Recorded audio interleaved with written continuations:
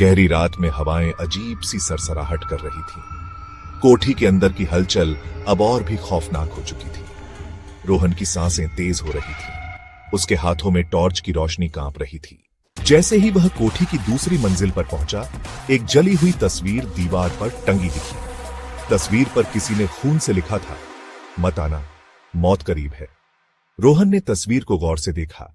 तभी अचानक तस्वीर के अंदर की आंखें खुलने लगी। एक अजीब सी घुटन महसूस होते ही उसकी गर्दन पर ठंडी उंगलियां रेंगने लगी। वह घबरा कर पीछे हटा ही था कि उसके पीछे जमीन से एक सड़ा गला हाथ निकला और उसके पैर पकड़ लिए।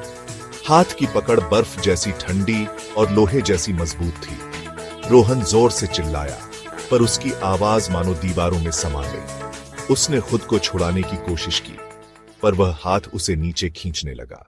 तभी सामने की दीवार पर एक परछाई उभरी, एक लंबा डरावना साया जिसकी आंखें अंधेरे में जलती हुई लाल अंगारों की तरह चमक रही थीं। उसकी टेढ़ी मेढ़ी उंगलियां दीवार पर खरोंच मारती हुई रोहन की ओर बढ़ रही थीं। तभी अचानक कोठी में लगे सभी शीशे एक साथ टूट गए और पूरे घर में एक भयानक चीख गूंज उठी। रोहन को लगा जैसे वह किसी अंधेरे में समा रहा हो।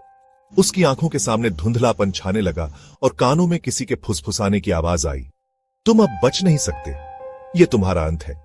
तभी अचानक उसकी पीठ पर कोई भारी चीज गिर पड़ी और वह जमीन पर गिरते ही बेहोश हो गया। लेकिन इससे पहले कि उसकी आंखें पूरी तरह बंद होती, उसने देखा एक बिना चेहरा वाली परछाई उसके ठीक सामने झुकी हुई थी। उसकी आंखों में झांक रही थी।